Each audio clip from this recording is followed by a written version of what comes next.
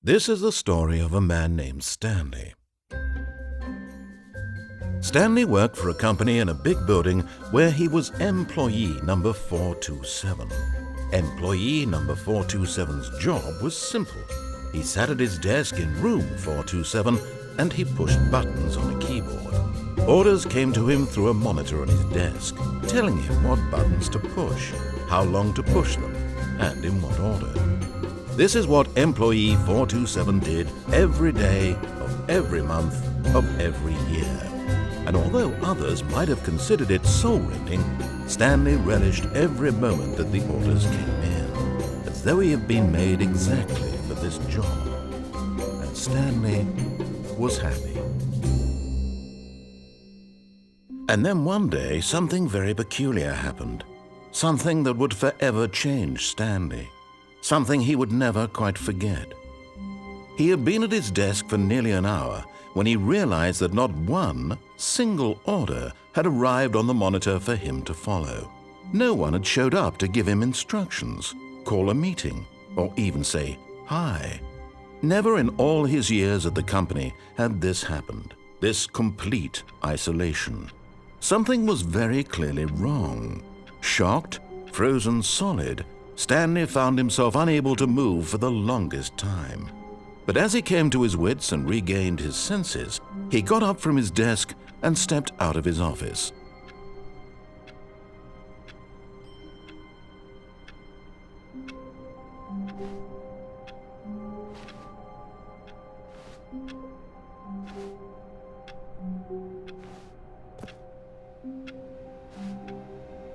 All of his co-workers were gone.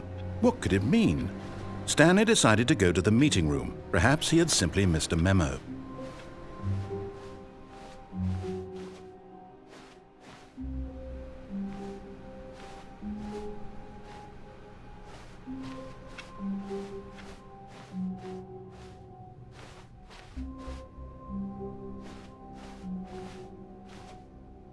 When Stanley came to a set of 2 open doors, he entered the door on his left.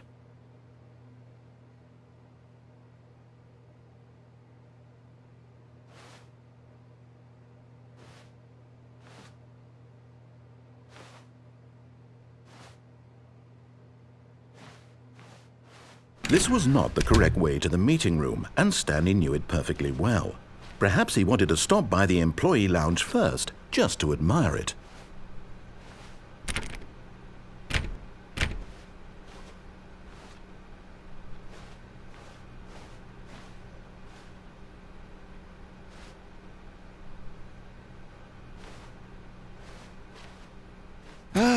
Yes, truly a room worth admiring. It had really been worth the detour after all, just to spend a few moments here in this immaculate, beautifully constructed room. Stanley simply stood here, drinking it all in.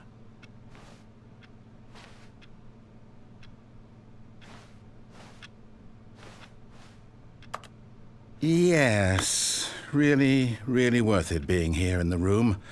A room so utterly captivating that even though all your co-workers have mysteriously vanished, here you sit looking at these chairs and some paintings. Really worth it. But eager to get back to business, Stanley took the first open door on his left.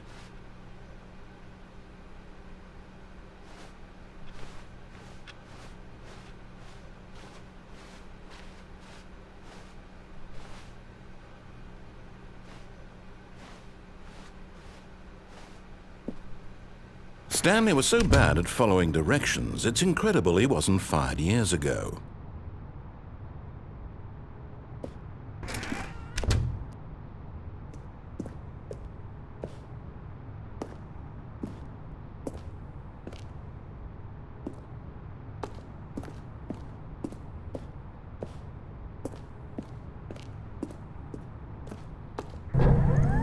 Look, Stanley, I think perhaps we've gotten off on the wrong foot here. I'm not your enemy, really, I'm not. I realize that investing your trust in someone else can be difficult, but the fact is that the story has been about nothing but you all this time. There's someone you've been neglecting, Stanley. Someone you've forgotten about. Please, Stop trying to make every decision by yourself. Now, I'm not asking for me, I'm asking for her. This is it, Stanley. Your chance to redeem yourself, to put your work aside, to let her back into your life. She's been waiting.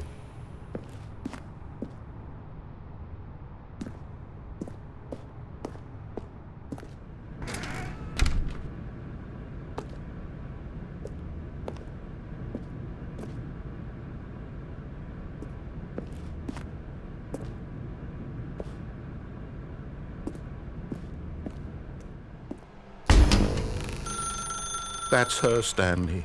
You need to be the one to do this, to reach out to her. If you can truly place your faith in another, then pick up the phone.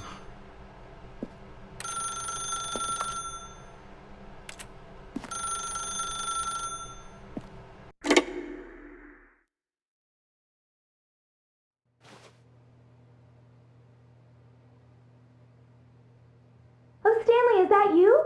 Hold on, sweetie. Sorry to keep you waiting. I'm just pulling the bread out of the oven. All right. Okay, there we go. All right, now, I want you to come in and tell me all about your day. Gotcha! Oh, come on. Did you actually think you had a loving wife who'd want to commit their life to you? I'm trying to make a point here, Stanley. I'm trying to get you to see something. Come inside. Let me show you what's really going on here.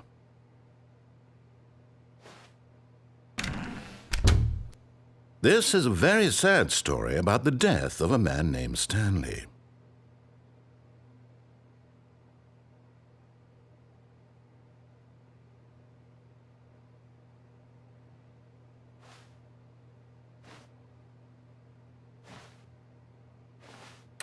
Stanley is quite a boring fellow. He has a job that demands nothing of him, and every button that he pushes is a reminder of the inconsequential nature of his existence.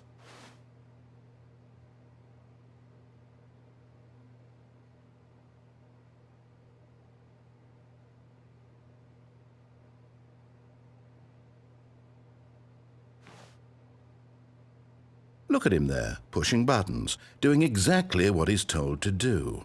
Now he's pushing a button. Now he's eating lunch. Now he's going home. Now he's coming back to work. One might even feel sorry for him, except that he's chosen this life.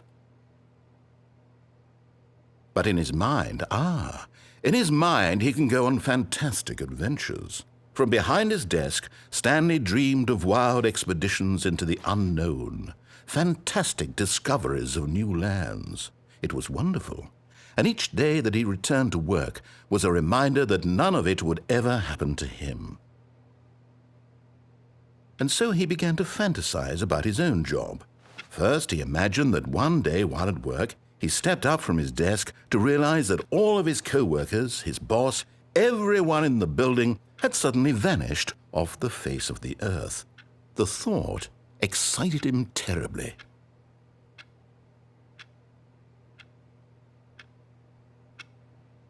So he went further. He imagined that he came to two open doors and that he could go through either. At last, choice. It barely even mattered what lay behind each door. The mere thought that his decisions would mean something was almost too wonderful to behold.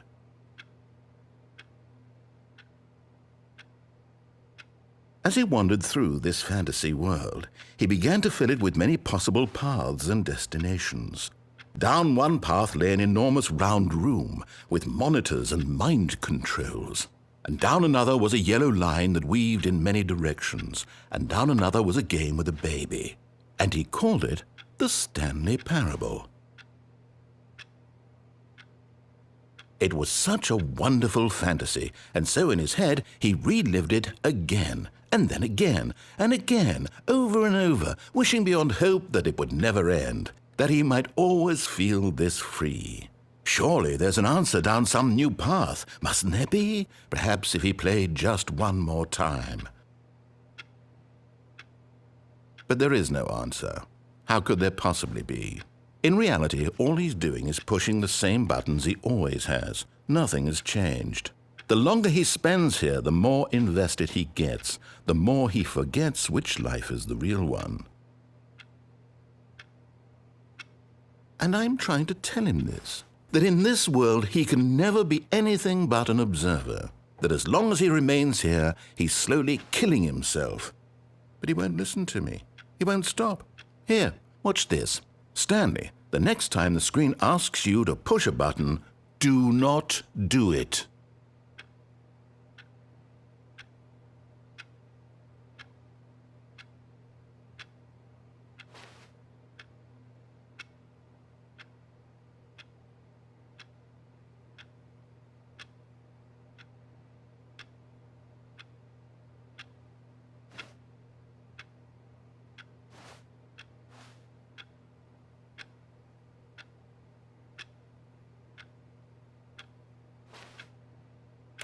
You see?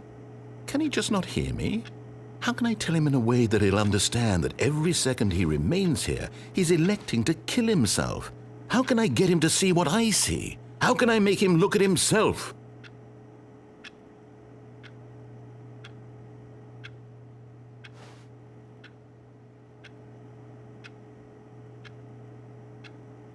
I suppose I can't, not in the way I want him to. But I don't make the rules. I simply play to my intended purpose, the same as Stanley. We're not so different, I suppose. I'll try once more to convey all this to him. I'm compelled to. I must. Perhaps, well, maybe this time he'll see. Maybe this time. And I tried again, and Stanley pushed a button. And I tried again, and Stanley pushed a button. And I tried.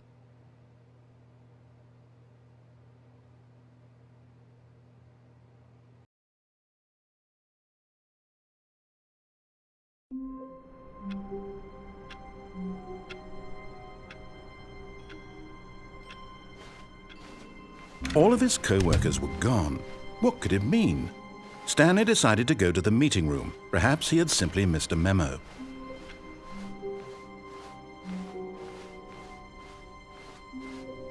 When Stanley came to a set of 2 open doors, he entered the door on his left.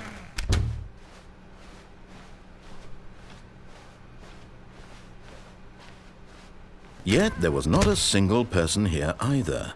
Feeling a wave of disbelief, Stanley decided to go up to his boss's office, hoping he might find an answer there.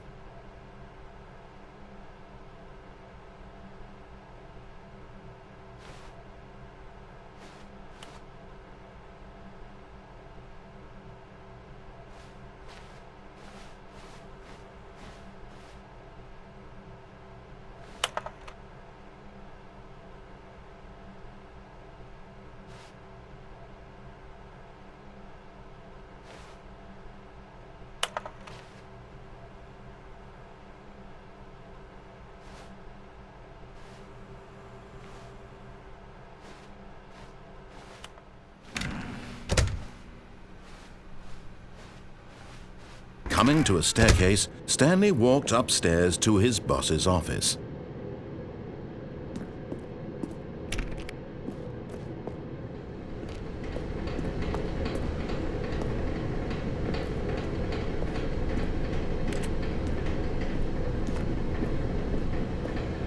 But Stanley just couldn't do it.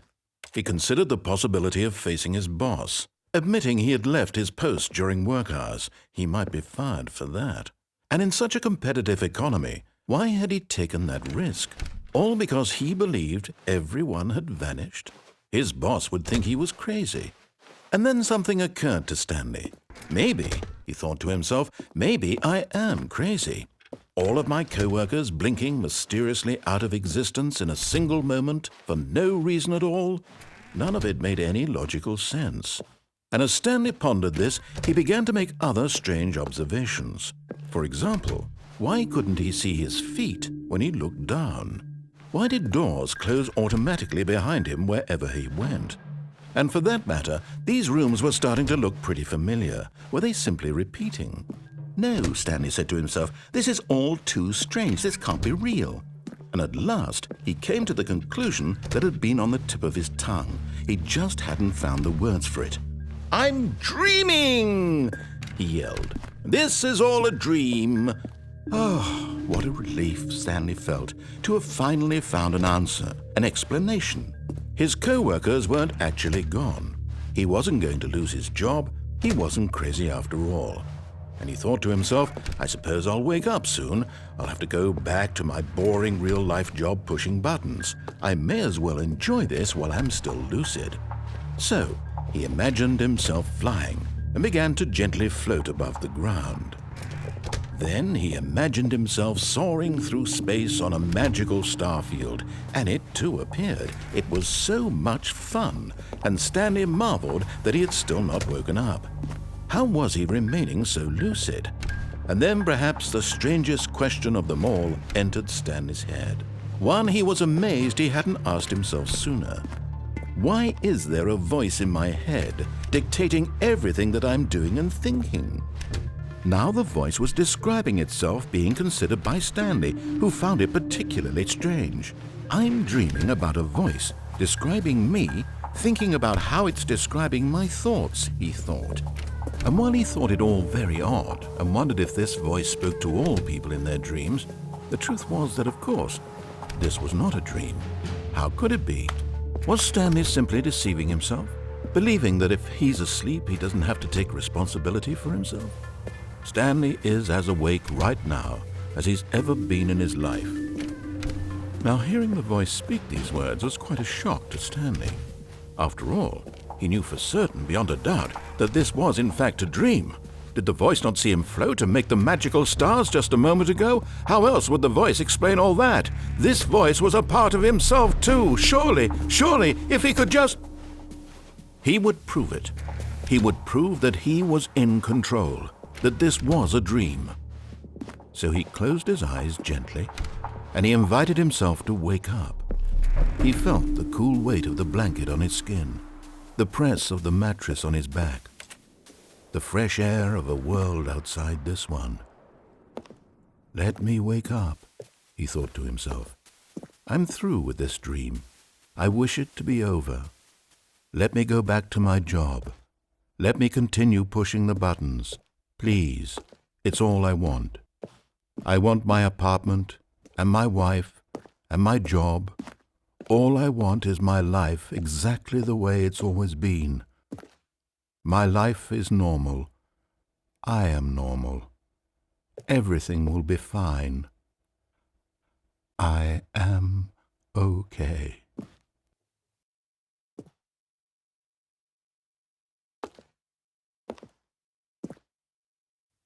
Stanley began screaming.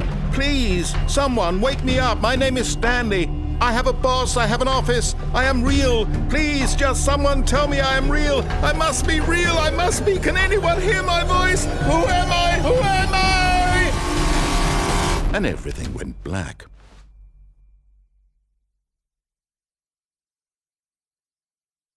This is the story of a woman named Mariella. Mariella woke up on a day like any other. She arose, got dressed, gathered her belongings, and walked to her place of work. But on this particular day, her walk was interrupted by the body of a man who had stumbled through town talking and screaming to himself, and then collapsed dead on the sidewalk. And although she would soon turn to go call for an ambulance, for just a few brief moments she considered the strange man. He was obviously crazy, this much she knew. Everyone knows what crazy people look like. And in that moment, she thought to herself how lucky she was to be normal. I am sane. I am in control of my mind. I know what is real and what isn't. It was comforting to think this, and in a certain way, seeing this man made her feel better.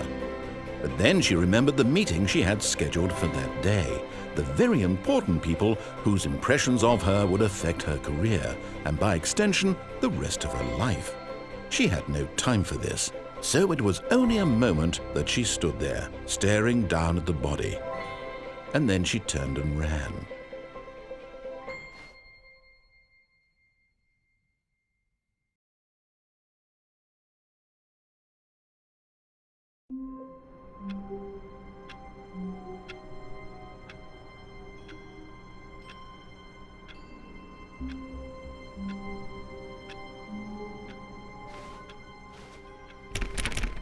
All of his co-workers were gone. What could it mean? Stanley decided to go to the meeting room. Perhaps he had simply missed a memo.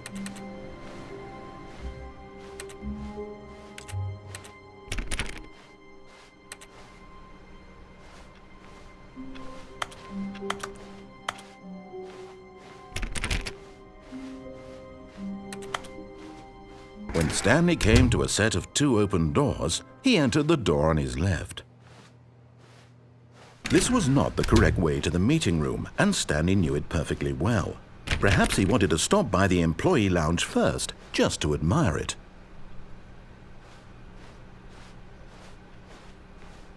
Wow, yes, this room. What a beautiful room. What a gorgeous, gorgeous room. Thank goodness Stanley had taken this detour on his way to the meeting room.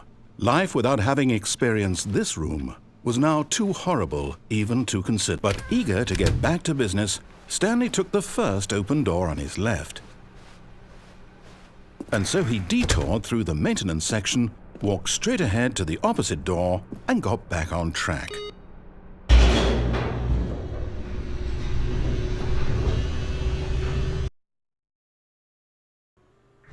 But Stanley didn't want to go back to the office. He wanted to wander about and get even further off track. So now in order to get back, he needed to go,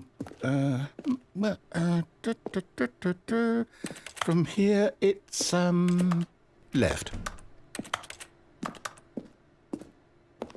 Oh, no, it's to the right, my mistake.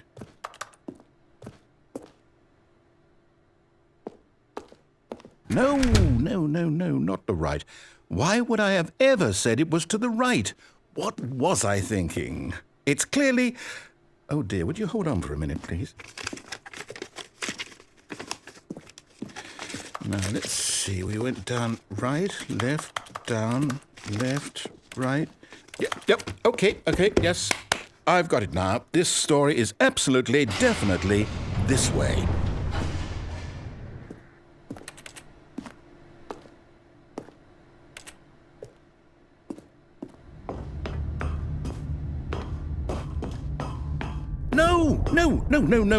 No. This isn't right at all. You're not supposed to be here yet. This is all a spoiler. Quick, Stanley, close your eyes. Okay. We just have to get back to, oh, who am I kidding? It's all rubbish now. The whole story completely unusable. How about, rather than waste my time trying to salvage this nonsense, we'll just restart the game from the beginning. And this time, suppose we don't wander so far off track, Okay, from the top.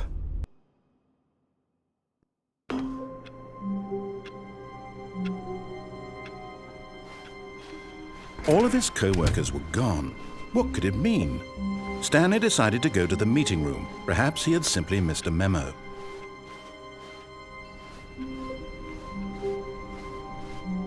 When Stanley... Wait, what? No, I restarted. I swear, I definitely restarted the game over, completely fresh.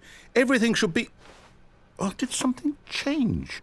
Stanley, did you change anything when we were back in that room with all the monitors? Did you move the story somewhere or... Hold on.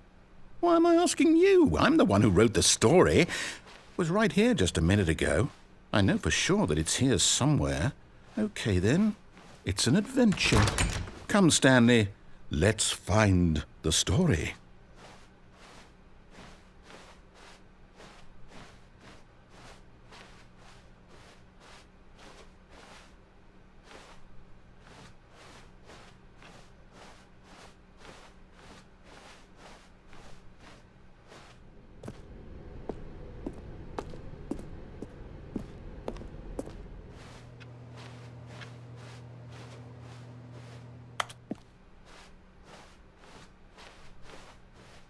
I'll say it.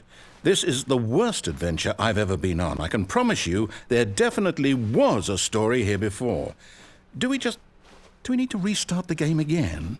Well, I find it unlikely that we'll ever progress by starting over and over again, but it's got to be better than this. Okay, let's give it a shot. Why not?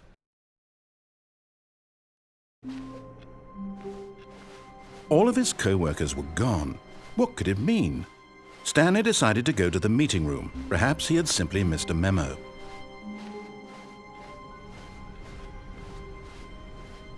Okay, yep, it's worse. I might be remembering this wrong. It's possible the story is back where we just came from. Why don't we go back the other direction and see if we missed anything?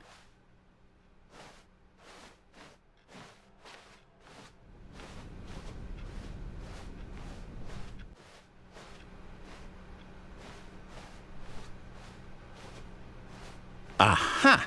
I knew we'd miss something. The story. Here it comes. No, wait, never mind. Not the story. Okay, let's head back the other way and retrace our steps.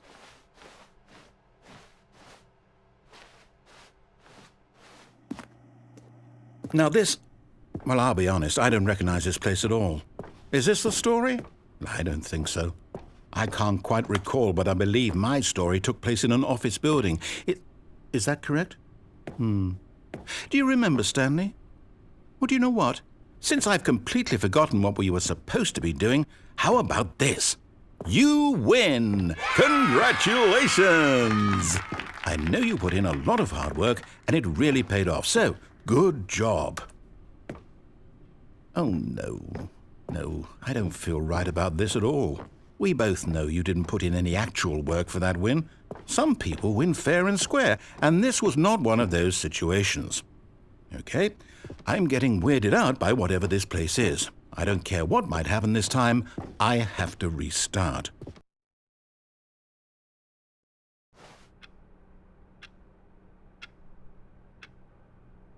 All right, I've got a solution. This time, to make sure we don't get lost, I've employed the help of the Stanley Parable Adventure Line. Just follow the line. How simple is that?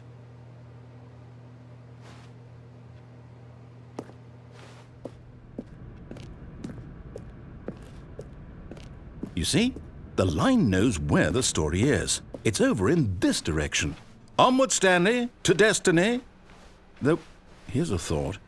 Wouldn't wherever we end up be our destination, even if there's no story there?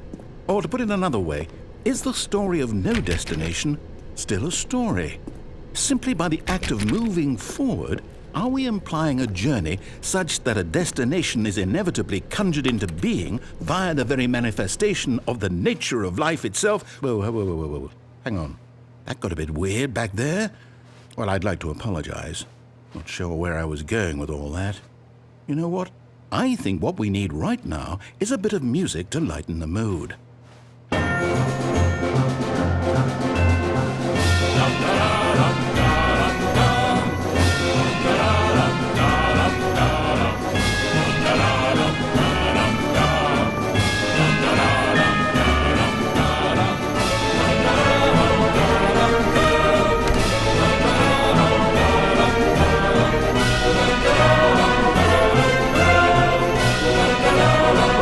Cut the music, go back and look at that fern.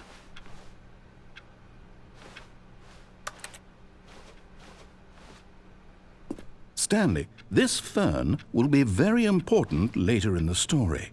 Make sure you study it closely and remember it carefully. You won't want to miss anything.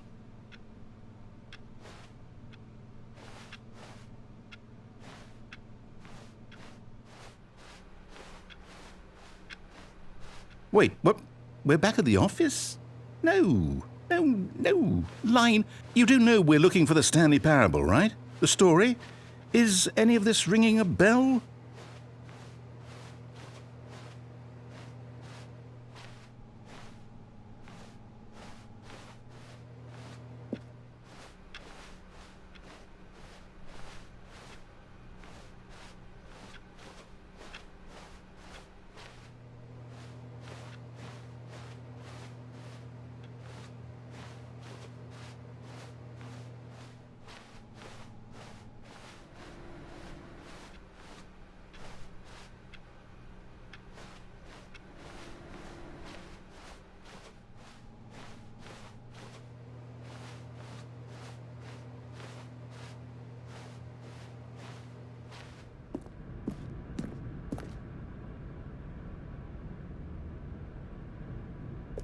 Oh, no, not again, Line. How could you have done this to us? And after we trusted you, after everything we've been through, you...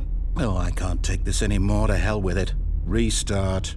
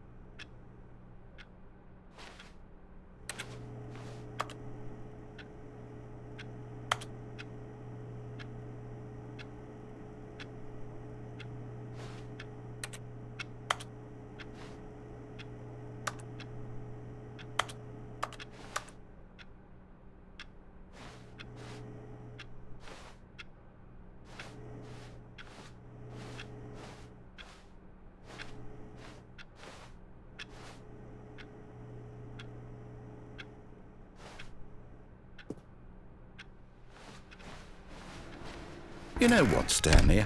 I say forget the adventure line. What's it ever done for us? We're intelligent people, right? Why can't we make up our own story? Something exciting, daring, mysterious. Ooh, this all sounds perfectly doable. Why don't we simply start wandering in, well, I don't know. How about this direction? Now, yes, this is exciting. Just me and Stanley forging a new path, a new story. Well, it could be anything. What do you want our story to be? Go wild. Use your imagination. Whatever it might be, Stanley, I'm ready for it.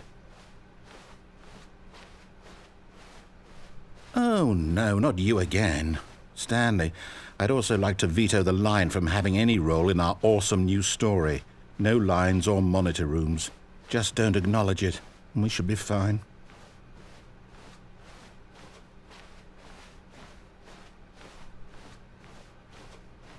Ah, a choice. We get to make a decision. From here, the story is in our control. How important we mustn't squander the opportunity. In fact, I believe I need a minute to think here. Just walk in circles for a minute.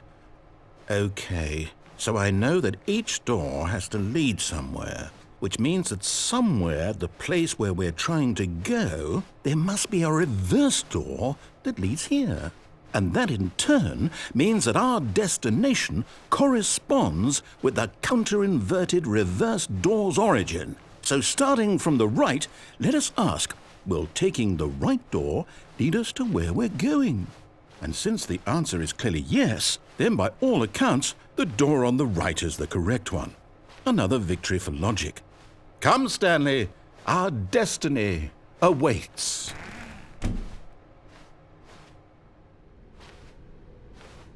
Oh, hold up, what's this? The confusion ending. You're telling me that's what this is? It's all one giant ending? And we're supposed to restart the game, what, eight times? That's really how all this goes? It's all determined?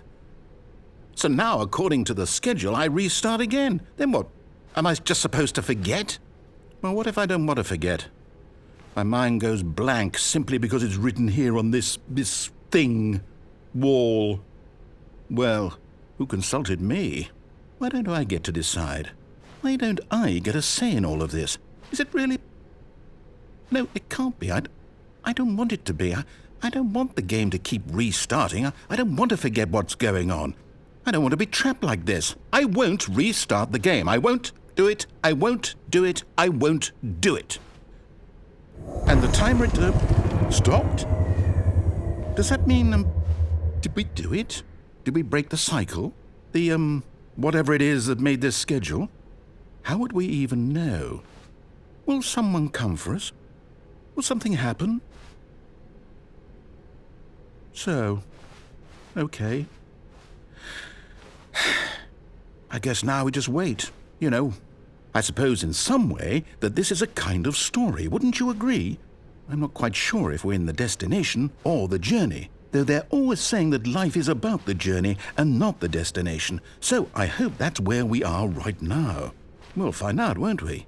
Eventually. Well, in the meantime, if you...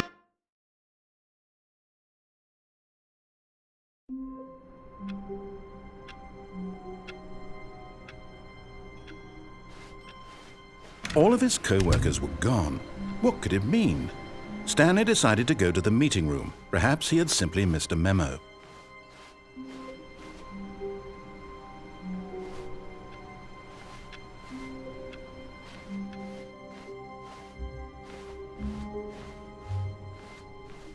When Stanley came to a set of 2 open doors, he entered the door on his left.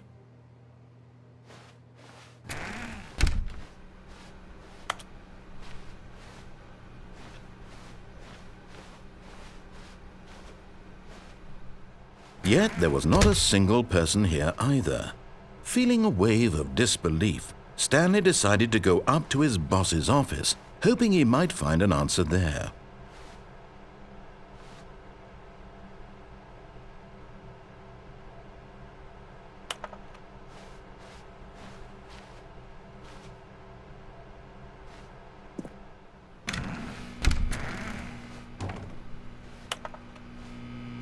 Stanley stepped into the broom closet, but there was nothing here, so he turned around and got back on track.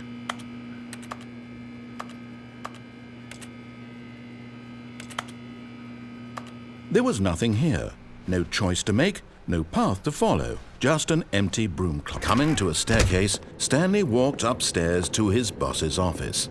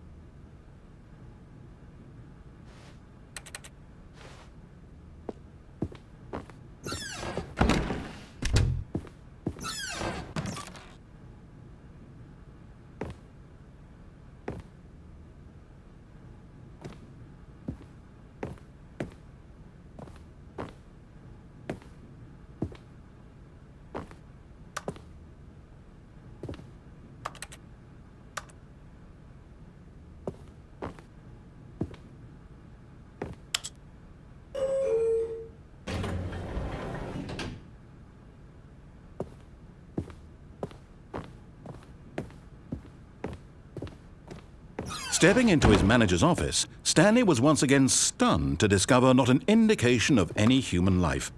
Shocked, unraveled, Stanley wondered in disbelief who orchestrated this. What dark secret was being held from him?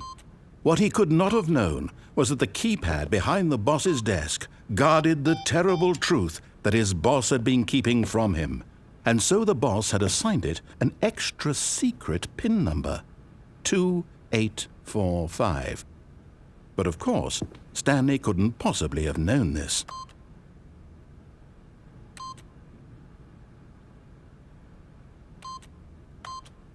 Yet incredibly, by simply pushing random buttons on the keypad, Stanley happened to input the correct code by sheer luck.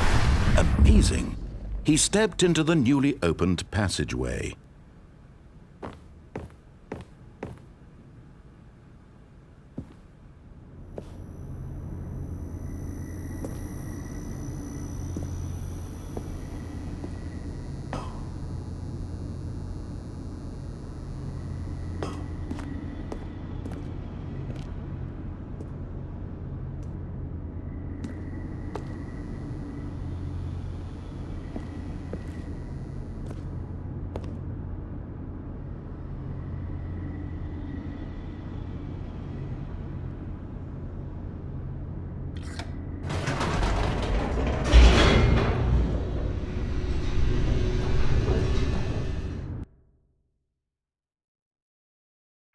Descending deeper into the building, Stanley realized he felt a bit peculiar. It was a stirring of emotion in his chest, as though he felt more free to think for himself, to question the nature of his job. Why did he feel this now, when for years it had never occurred to him? This question would not go unanswered for long.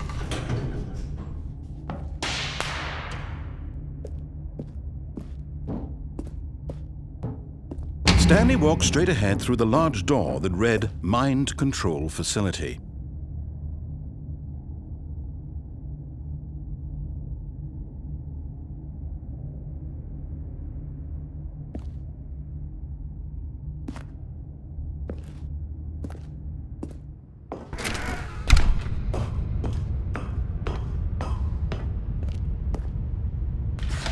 The lights rose on an enormous room packed with television screens. What horrible secret did this place hold? Stanley thought to himself. Did he have the strength to find out?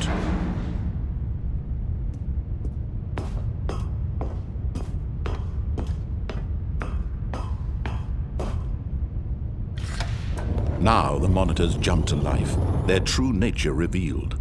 Each bore the number of an employee in the building. Stanley's co-workers, the lives of so many individuals reduced to images on a screen, and Stanley, one of them, eternally monitored in this place where freedom meant nothing.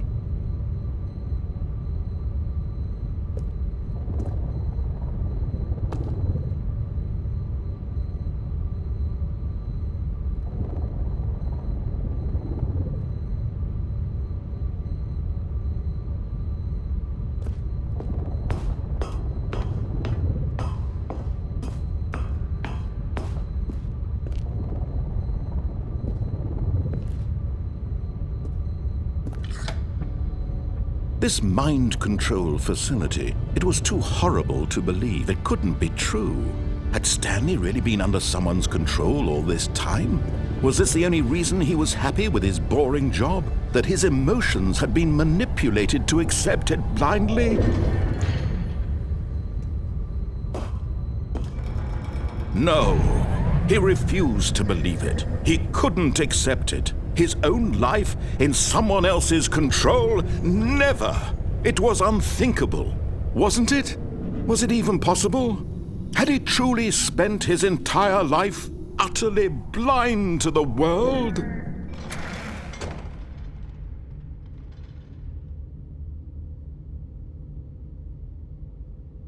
But here was the proof, the heart of the operation. Controls labeled with emotions, happy or sad or content, walking, eating, working, all of it monitored and commanded from this very place. And as the cold reality of his past began to sink in, Stanley decided that this machinery would never again exert its terrible power over another human life. For he would dismantle the controls once and for all.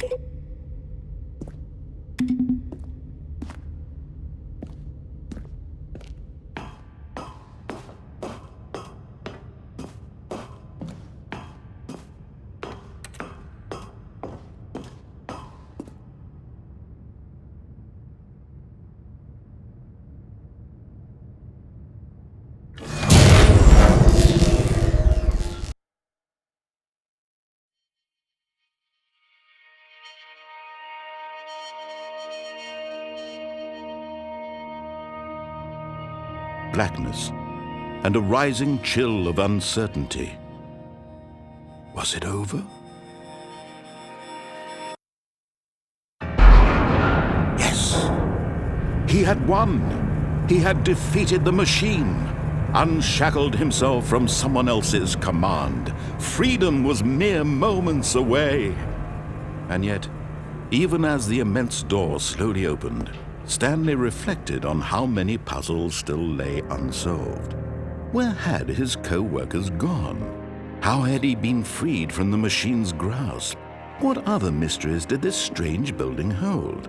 But as sunlight streamed into the chamber, he realized none of this mattered to him, for it was not knowledge or even power that he had been seeking, but happiness. Perhaps his goal had not been to understand, but to let go. No longer would anyone tell him where to go, what to do, or how to feel. Whatever life he lives, it will be his. And that was all he needed to know. It was perhaps the only thing worth knowing. Stanley stepped through the open door.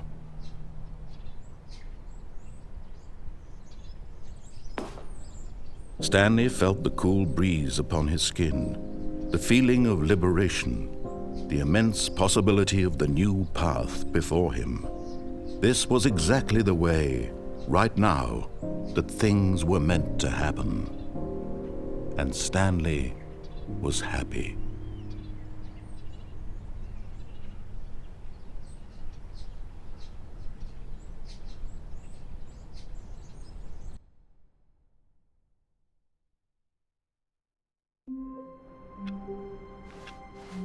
Stanley had never seen the office this brightly lit.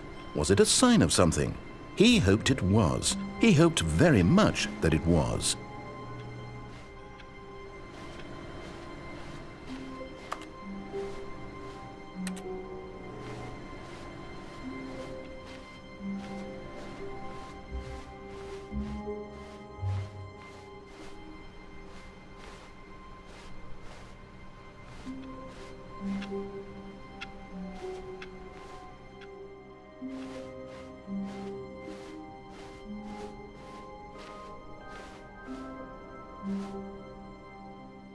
When Stanley came to a set of 2 open doors, he entered the door on his left.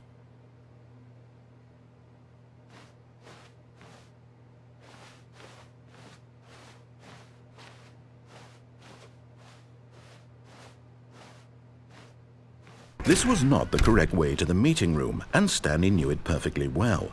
Perhaps he wanted to stop by the employee lounge first, just to admire it. The lounge was sublime, a work of art. But eager to get back to business, Stanley took the first open door on his left.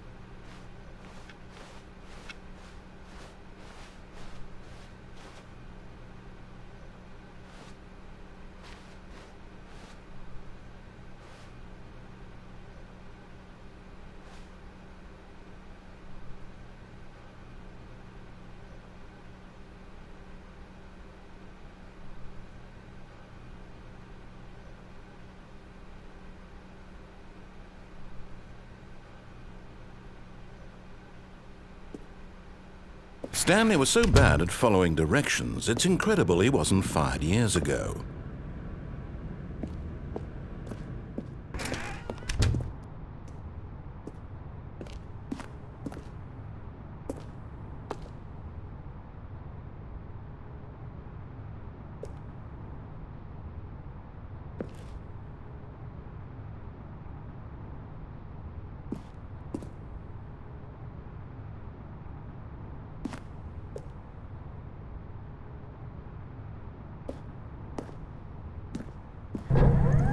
Look, Stanley, I think perhaps we've gotten off on the wrong foot here. I'm not your enemy, really, I'm not. I realize that investing your trust in someone else can be difficult, but the fact is that the story has been about nothing but you all this time. There's someone you've been neglecting, Stanley. Someone you've forgotten about. Please, stop trying to make every decision by yourself. Now, I'm not asking for me, I'm asking for her. This is it, Stanley. Your chance to redeem yourself, to put your work aside, to let her back into your life. She's been waiting.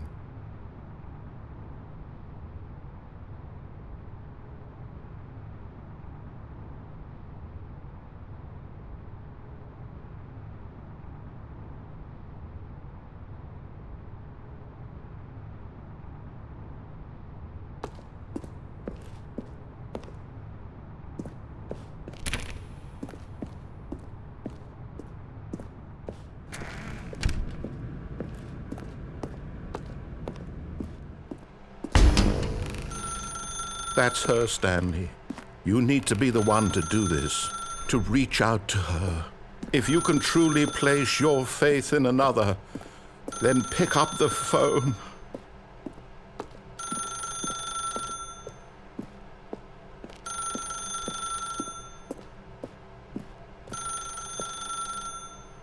As Stanley picked up the phone, a white light engulfed him, filling him not just with radiance, but with hope.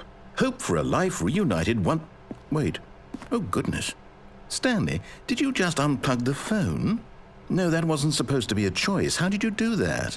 You actually chose incorrectly? I didn't even know that was possible. Let me double-check. No, it's definitely here, clear as day. Stanley picks up the phone. He's taken to his apartment where he finds his wife, and the two pledge themselves to one another. Music comes in, fade to white, roll credits. Not picking up the phone is actually somehow an incorrect course of action. How is that even possible? None of these decisions were supposed to mean anything. I don't understand. How on earth are you making meaningful choices? What did you... Wait a second. Did I just see... No, that's not possible. I can't believe it. How had I not noticed it sooner? You're not Stanley. You're a real person. I can't believe I was so mistaken. This is why you've been able to make correct and incorrect choices. And to think I've been letting you run around in this game for so long. If you'd made any more wrong choices, you might have negated it entirely. It's as though you completely ignored even the most basic safety protocol for real-world decision-making. Or did you not grasp the severity of the situation? Well, I won't have that kind of risk on my watch.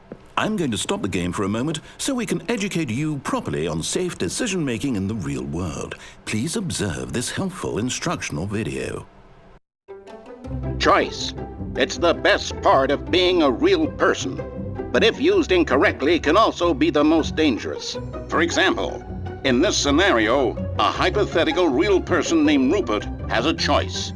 He could invent a machine that eliminates food shortages across the world to make life better for all people. Or he could spend years of hard work forgetting how to read. Which choice would you make? Remember that unlike here, the real world makes sense, and at no time should you make a choice that does not conform to rational logic. If you find yourself speaking with a person who does not make sense, in all likelihood, that person is not real. Allow the person to finish their thought, then provide an excuse why you cannot continue talking. Turn to a partner and practice saying, "My goodness, is it 4:30? I'm supposed to be having a back, sack, and crack." Excellent. Making choices on a regular basis is the best part to a healthy decision-making process. Most medical professionals recommend making at least 8 choices per day. Do you make more than 8? Less? And finally, if you begin to wonder if your choices are actually meaningful and whether you'll ever make a significant contribution to the world, just remember that in the vast infiniteness of space, your thoughts and problems are materially insignificant, and the feeling should subside. At this time, your instructor will guide you in an exercise to test and reinforce the material covered in this video. Welcome.